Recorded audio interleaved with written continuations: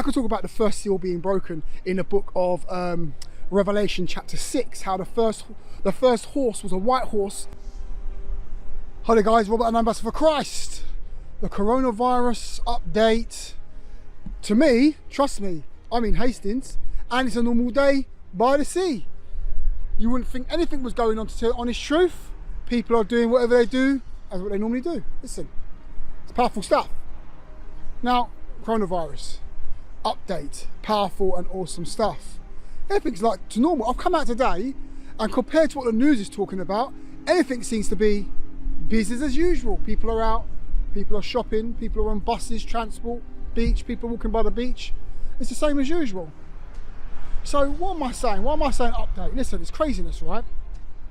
See, what we need to understand is that we are finding ourselves, this is going to be so deep, it's going to be totally controversial to what you're hearing.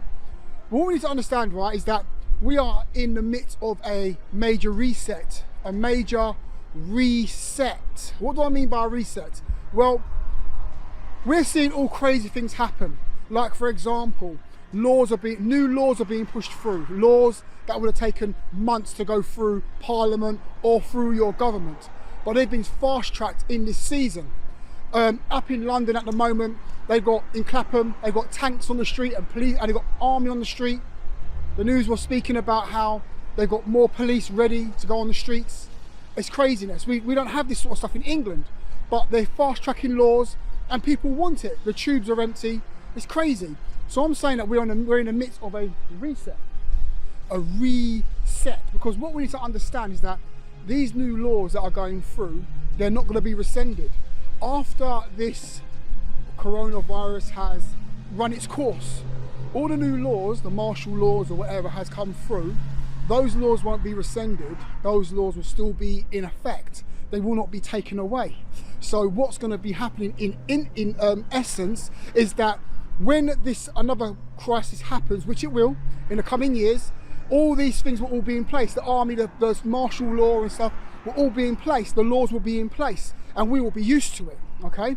Now I'm speaking about a reset, because what you need to understand today is that everything is being affected. The Premier League's being affected. That's a big deal. The schools are being laid off. I mean, the schools are right now being told they can't go to school. On Friday, the schools are shutting down in England, all right? And it's pandemonium, it's confusion. People are losing their jobs and businesses are going bust, okay? So what am I saying is that we are going through a transformation as a people in a country, not just in this country, but I'm speaking about worldwide, a worldwide reset, and we need to understand this. You see, it's powerful stuff. See, we're going into a new age. We're going into a dawn of a new age, a new time, a new way of doing things. I know that we've been hearing the doom and gloom, and I know about the vaccinations. They're trying to get people to go to these certain places to test if they got coronavirus or not, and they're going to put vaccinations in you. That's what they're trying to do. We know this. They're trying to get us used to this way of living, getting it in the forefront of our mind, right? But listen to me. We're on the dawn of a new age, a new way of doing things. And what's happening now is that nothing's going to change. We're going into a new era. This is how life is going to be. It's going to be the norm, especially for us in the West. For those in other countries, they've been having this sort of lockdown for years and curfews. We've never had curfews before in the UK. You probably haven't had curfews before in the USA, but it's a new dawn. It's a new time, new way of doing things. Listen to me, right? Controversial talk here. See, what you need to understand, it's going to be deep. It's going to be very, very helpful. See, this is my question to you. How are you standing or how are you faring during this supposed time of crisis? How are you bearing up? How are you? Listen, I was speaking to a lady in the shopping market yesterday, Tesco's, and she said to me, she can't afford not to work. She has to work. She has to do 12-hour shifts to make ends meet, right?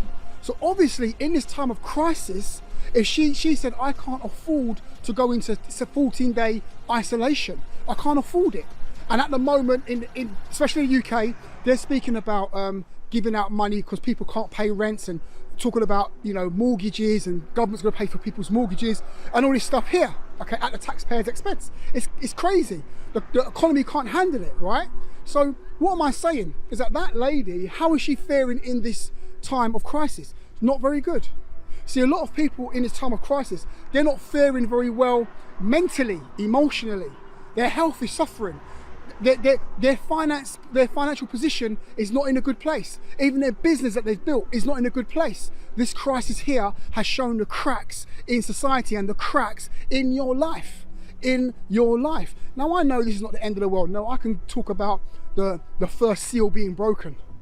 I could talk about the first seal being broken in the book of Revelation chapter 6, how the first horse was a white horse, had a bow, and a crown was given unto him, and he was given authority to conquer, all right? And we know that corona means crown. So is the white horse something to do with the coronavirus? Listen, the coronavirus is just a catalyst to bring fear and to bring control and to bring other systems into place in the earth realm. That's all it is. A principality has done a major move, and now this is the consequence of that move.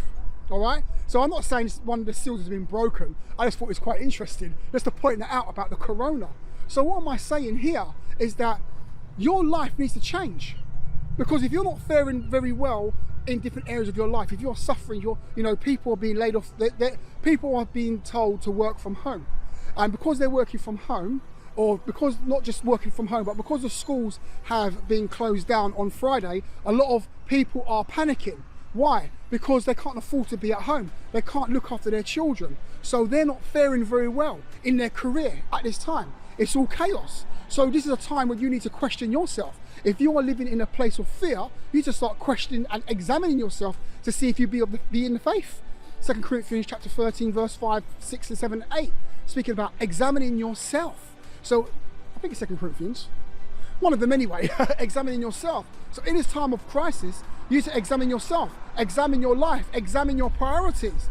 Because I can tell you right now, another one of these crises will be turning up again. So next time it turns up, you could be better prepared for it. Be better prepared for it. How?